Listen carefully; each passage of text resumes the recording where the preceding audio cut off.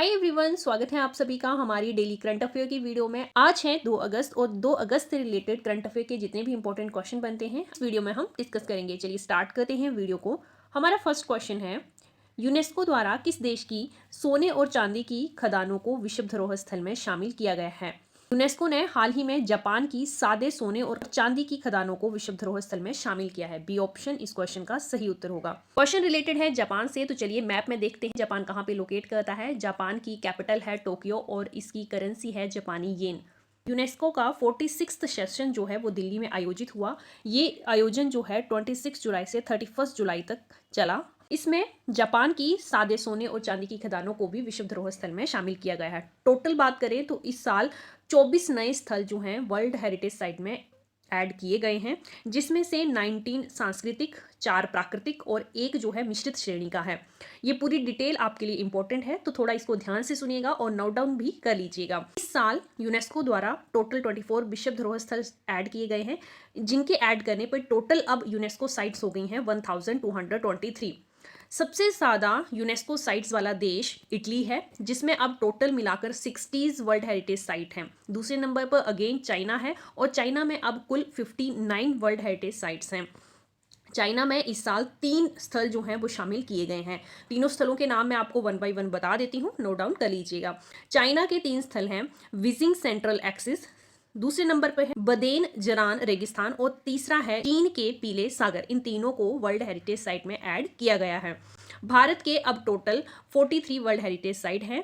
इस साल भारत के एक स्थल को शामिल किया गया है वर्ल्ड हेरिटेज साइट में, जो है असम का मोहिदम। ये आपको याद रखना है। पहले भारत के 42 स्थल थे, अब भारत के टोटल 43 स्थल जो हैं वर्ल्ड हेरिटेज साइट्स बन चुके हैं। इस साल खतरे में पड़े विश्व स्थल में से नेशनल पार्क जो कि सेनेगल में है उसे रिमूव किया गया है। इसका पूरा नाम है निकोलो कोवा नेशनल पार्क। इसे जो है वो हटा दिया गया है और पैलेस्टीन के सेंट हिलारियन मोनेस्ट्री को खतरे में पड़े विश्व स्थल में ऐड किया गया है। दोनों आपको याद रखने हैं, किस स्थल को निकाला गया है इस लिस्ट से और किस स्थल को ऐड किया गया है। यूनेस्को की भी बात कर लेते हैं। यूनेस्को की फुल फॉर्म होती है United Nations Educational, Scientific and Cultural Organisation. इसकी स्थापना हुई थी 1945 में। इसमें टोटल सदस्य प्रेजेंट टाइम में है 194। इसका हेडक्वार्टर जो है वो फ्रांस के पेरिस में स्थित है। इतना जो है आपको इस क्वेश्चन से रिलेट करके याद रखना है। चलिए नेक्स्ट क्वेश्चन देखते हैं। नेक्स्ट क्वेश्चन है हमारे पास, 32वां international conference of agricultural economist 2024 का आयोजन कहाँ किया जाएगा? इसका आयोजन जो है वो नई दिल्ली में किया जाएगा। ए ऑप्शन जो है इसका सही उत्तर है। इसका आयोजन 2 अगस्त से 7 अगस्त तक चलेगा। हर 3 सालों में ये सम्मेलन किया जाता है। भारत में पहली बार ये सम्मेलन हुआ था 1958 में।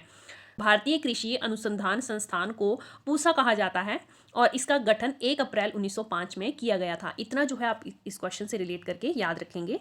नेक्स्ट क्वेश्चन है, सेवा चैटबॉट किसके द्वारा लॉन्च किया गया है? सेवा ये चैटबॉट लॉन्च हाल ही में किया है सेबी ने। सी ऑप्शन जो है इसका सही उत्तर है। सेबी द्वारा एआई पर आधारित ये चैटबॉट लॉन्च किया गया है।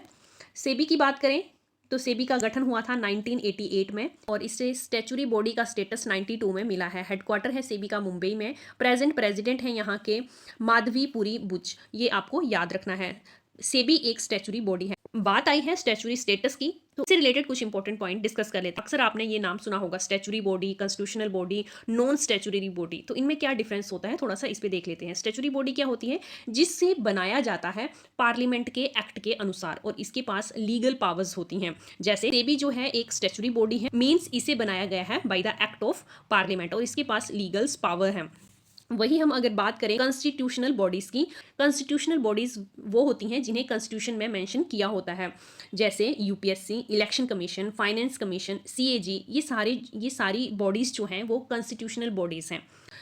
स्टैच्यूरी बॉडी में आपके पास एग्जाम्पल है सेबी का और आरबीआई का। आरबीआई भी एक स्टैच्यूरी बॉडी है। बात करते हैं नॉन स्टैच्यूरी बॉडी की। नॉन स्टैच्यूरी बॉडी जो कि पार्लियामेंट के एक्ट के अनुसार नहीं बनी होती, ये सिर्फ एक एडवाइजरी बॉडी होती है, एडवाइस दे सकती है। इसके पास कोई भी लीगल पावर्स नहीं होती हैं। बेस्ट एग्जाम्पल है और अक्सर क्वेश्चन जो है इससे पूछा जाता है, जैसे हमारा नीति आयोग। नीति आयोग एक नॉन स्टैच्यूरी बॉडी है। आई होप ये कॉन्सेप्ट आपको समझ आया होगा। चलिए नेक्स्ट क्वेश्चन देखते हैं। नेक्स्ट क्वेश्चन है हमारे पास, हाल ही में अंशुमन गायकवाड़ का निधन हुआ है, वे कौन थे? अंशुमन गायकवाड़ ये एक प्रसिद्ध क्रिकेटर और कोच थे। सी ऑप्शन जो है इसका सही उत्तर है। अंशुमन गायकवाड़ ये 71 वर्ष के थे और ये रक्त कैंसर से पीड़ित थे। नेक्स्ट क्वेश्चन देखिए। नेक्स्ट क्वेश्चन है, किस टाइगर रिजर्व में बिजली उत्पादन के लिए हाल ही में पवन टरबाइन स्थापित की गई हैं? पेरियार टाइगर रिजर्व जो कि केरल में है, यहाँ पे बिजली उत्पादन के लिए पवन टरबाइंस जो हैं वो स्थापित की गई हैं। बी ऑप्शन इस क्वेश्चन का सही उत्तर है। अदर ऑप्शंस की बात करते हैं। कान्हा टाइगर रिजर्व ये कहाँ पे है, किस राज्य में स्थित है? इससे रिलेटेड क्वेश्चन बन सकते हैं। तो ये है मध्य प्रदेश में स्थित। बांदीपुर टाइगर रिजर्व ये कर्नाटक में है, याद रखेंगे कर्नाटक में है ये। और पेरियार टाइगर रिजर्व ये मैंने आपको बता दिया केरल में स्थित है और यहीं पे पवन टरबाइंस जो हैं वो स्थापित की गई हैं बिजली के उत्पादन के लिए। क्वेश्चन रिलेटेड है केरल से, तो चलिए मैप में देखते हैं। मैप में केरल कहाँ पे लोकेट करता है? केरल की कैपिटल है तिरुवनंतपुरम और यहाँ के प्रेजेंट सीएम हैं पिनरई विजयन। केरल के प्रेजेंट गवर्नर हैं अतीफ मोहम्मद खान। इतना जो है आपको इस क्वेश्चन से याद रखना है। नेक्स्ट क्वेश्चन है हमारे पास, किस देश में हमास संगठन से संबंध रखने वाले इस्माइल हनिये की हत्या कर दी गई है? हमास संगठन के लीडर थे इस्माइल हनिये और हाल ही में ईरान में इनकी हत्या कर दी गई है। बी ऑप्शन इस क्वेश्चन का सही उत्तर होगा। इनकी हत्या ईरान में हुई है। तो चलिए मैप में देखते हैं ईरान कहाँ पे है। ईरान की कैपिटल है तेहरान और यहाँ की करेंसी है ईरानी रियाल। इतना जो है आपको इस क्वेश्चन से रिलेटेड याद रखना है। आई होप ये वीडियो आपके लिए इन्फॉर्मेटिव रही होगी। अगर वीडियो आपको पसंद आई है तो लाइक और शेयर जरूर कर दीजिएगा। Thanks for watching.